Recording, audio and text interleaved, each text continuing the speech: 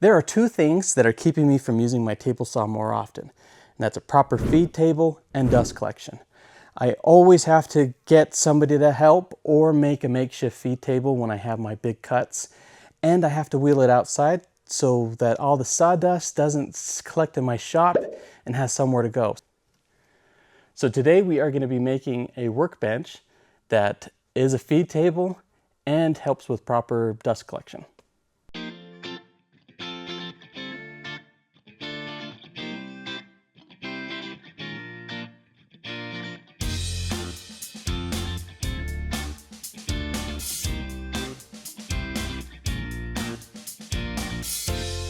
So this is my workbench that I made for my table saw. It's 4 feet by 5 feet, and I originally had it set to be 8 foot long, but having that big of a workbench would just be massive, and this is going to work perfect for my needs and in my workshop. So it's long enough that it will act perfect for my feed table, and I have it enclosed as well with OSB to keep the dust and everything isolated within the table saw. So underneath here or anywhere else, the dust is just going to be focused there. I do have a little port on the back for dust collection that I could hook up to my vacuum, and I hooked up a hose so that it would be easier for me to access that. So it's going to be a good workbench. I have spots in the back here to be able to put in shelves or put in more drawers. So I think it's going to be a wonderful workbench for me. So let me show you how I made it. This build is made of 2x4s, 2x6s, and OSB. It is meant to be a sturdy workbench and doesn't need to look pretty. You can take your time and make it look pretty by trimming the edges and squaring off the edges of your 2x4s, but it's not necessary.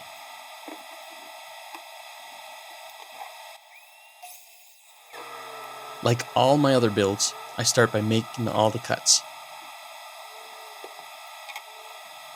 For the cuts that have the same length, I like to set up a fence with the length of boards. That way I can easily cut all the boards at the same length without having to measure each and every one of them.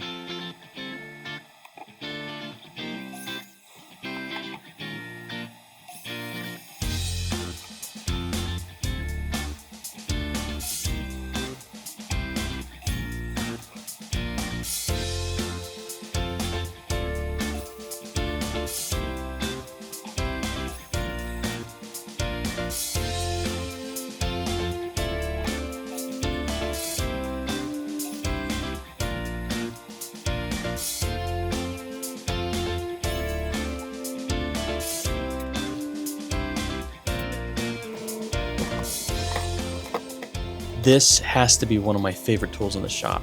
It's the pocket hole jig. Nearly all the joints on this workbench will be with pocket holes, so this is a vital tool to have.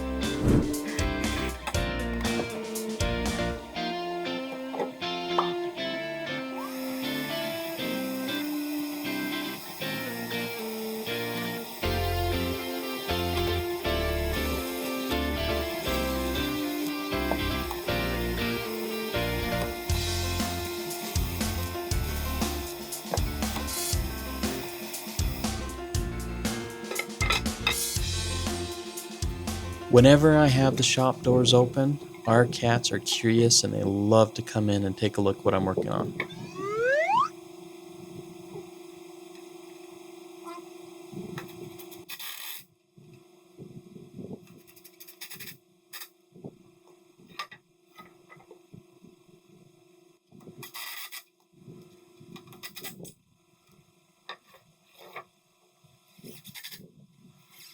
This is just a simple frame. It's a square frame with 2 stretcher pieces for structure in the middle.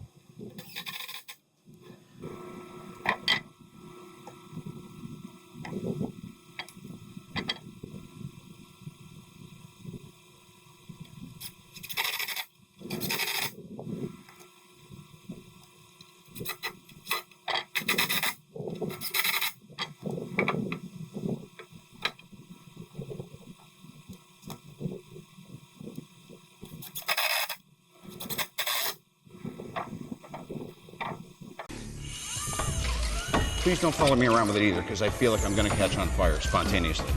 Once the frame is built, I lay a sheet of OSB on the top and screw it down.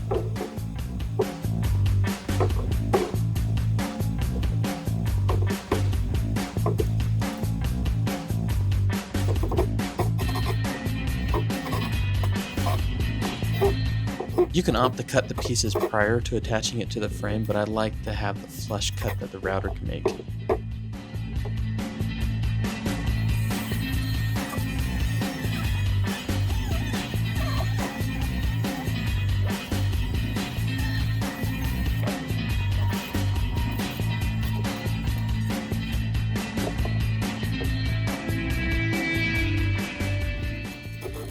The legs of the workbench are 2x6s, and they add more structure to the corners of this workbench.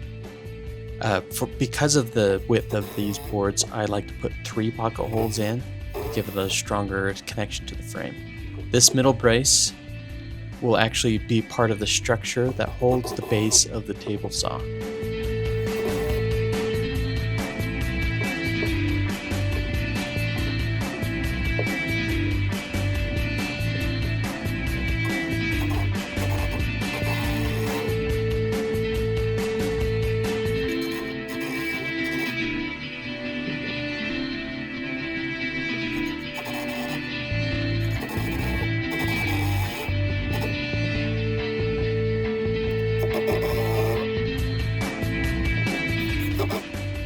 Once you're done with one side, copy and paste on the other side. Every table saw is different and are different sizes, so make sure that you measure the width, depth, and height of your table saw to make sure that you build your workbench to fit your table saw.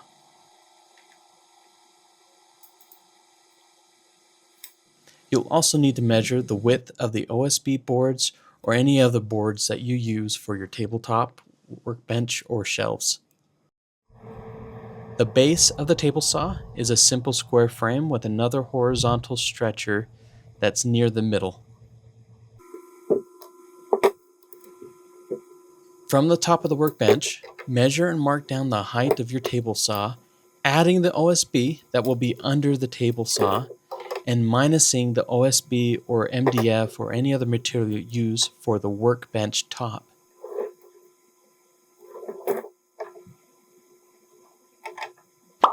Use a square to mark the boards, and do this for each corner of the table saw braces.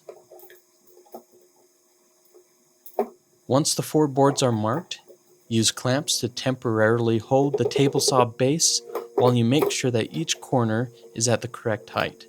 You want to take your time on this.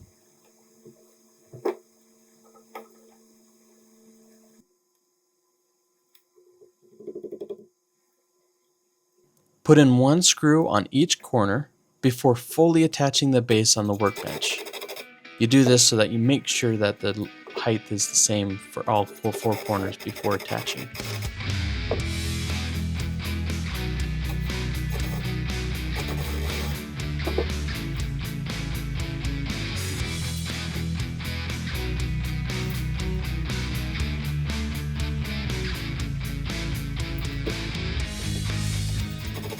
Use at least 3 screws on each board.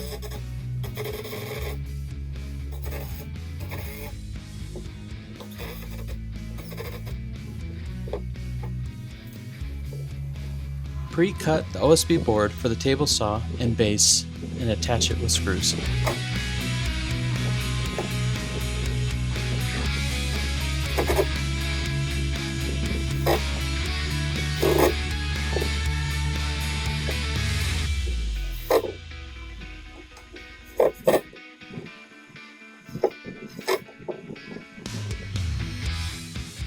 Finish up securing the workbench by putting another brace board on the opposite side of the workbench.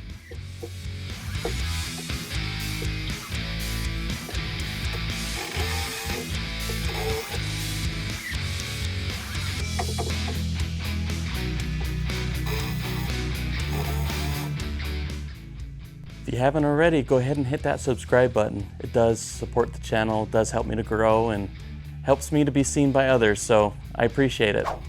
Now that it's more shirred up, we're going to tip it on its side and add caster wheels. I use the caster wheels as a template to mark the holes for the screws.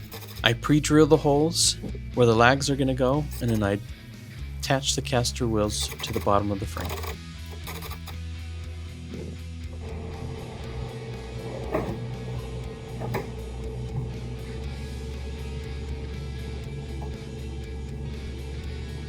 Tip it back on its wheels and lock them in place to continue working on the workbench.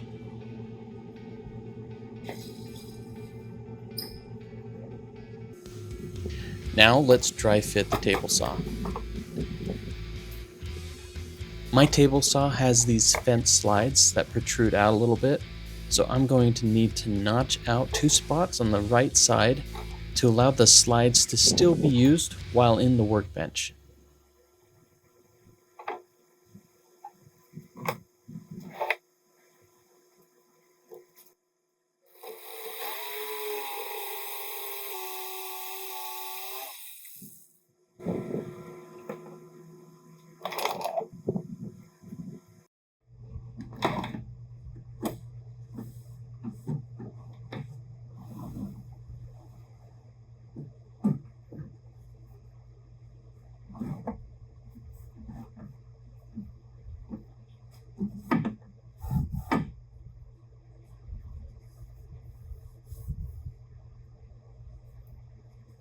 So at this part of the build, I've notched out the corners here. I notched out the corner here and one there to allow this slide to be able to be still used. So if I have the bigger pieces, I can use this extender slide and be able to use a fence without having to build this workbench wider than it needs to be. And I was thinking what I'll do is put this a filler piece in here, screw it to the board. That way it can extend out a little bit more. Then I got thinking, if I did that, this piece would always be sticking out on the workbench. And I thought, you know what, I can do that, but there might be a simpler solution, and that is to notch out even more on this top piece here, so that this slide can go all the way in and not be as far out on the side as I need it to be. There's not gonna be much structure here, so notching this out is gonna be completely fine. So depending on how you want to do it, you could, if you want to use the slide, you can do what I did and notch these out here and then put it in a filler piece here so that the slide can still be used, or you can do what I'm going to be doing here and notch out this portion of it so that the slide can go all the way in and meet with the table saw. With those changes made, the focus is now on the dust collection.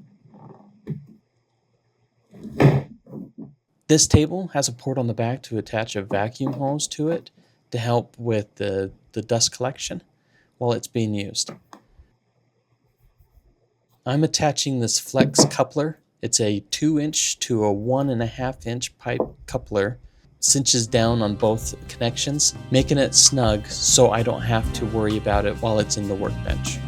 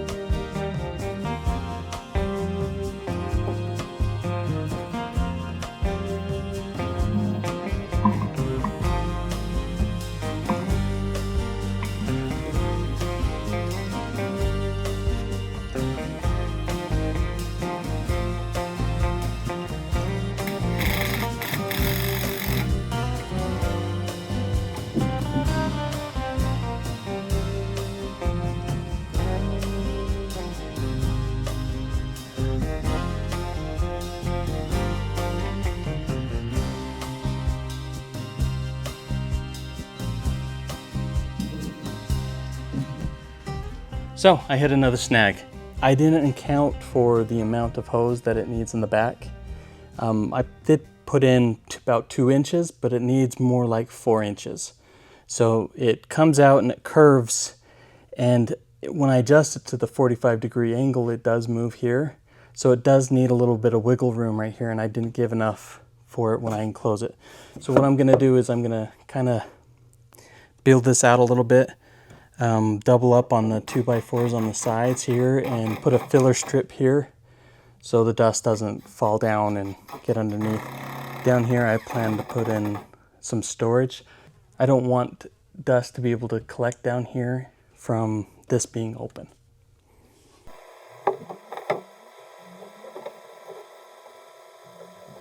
I want this completely enclosed to the point to keep out all the dust from making its way under the workbench, as I'm going to use it for storage. I'm attaching this solid piece of OSB on the back of the table saw base, and I'm going to be installing one on either side of the table saw.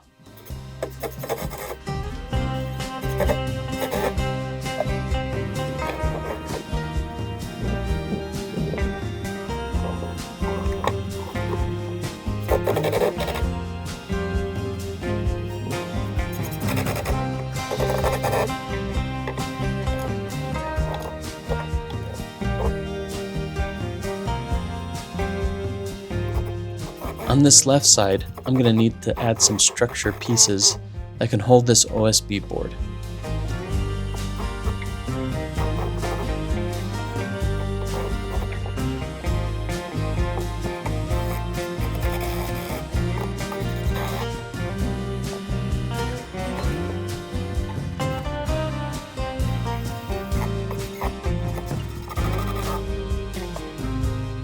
I'm also adding these smaller pieces at the top of the frame for the workbench top to connect to. For the workbench top, I'm using 2 pieces of OSB board. MDF is so expensive these days, and I thought that doubling up on OSB would be a good option. One thing that I'd like to think about is if I ever damage the top of this workbench in any of my projects in the future, I'll only need to replace this top OSB board, which is going to be cheaper and easier to do than replacing a whole piece of MDF or another expensive plywood.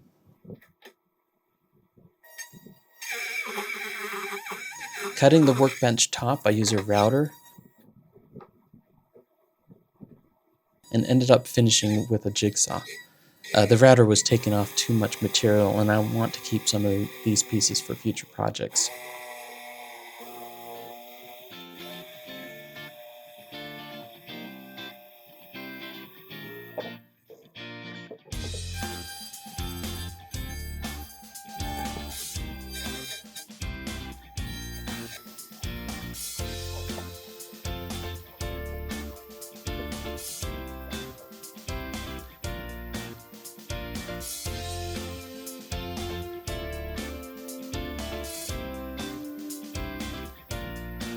Once the workbench top is on, I sanded it down to get rid of all the rough spots.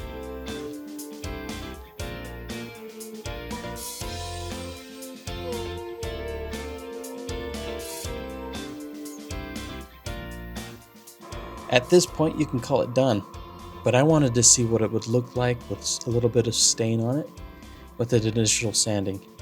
I opted to use ebony stain to give it a dark look, and I thought it would look great contrasting against the light pine wood of OSB. I only put 1 coat of stain on, as this OSB is very absorbent, and I didn't want to get too dark.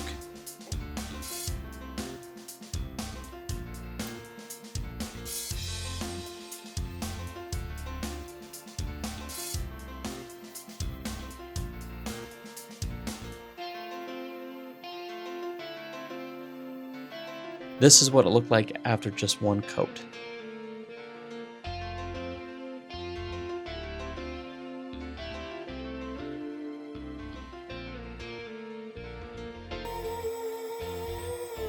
After the stain had finished drying, I sanded it down and I absolutely loved the look. I will be finishing this off with some polyurethane to keep the stain from transferring onto any future projects that I happen to be working on using this workbench.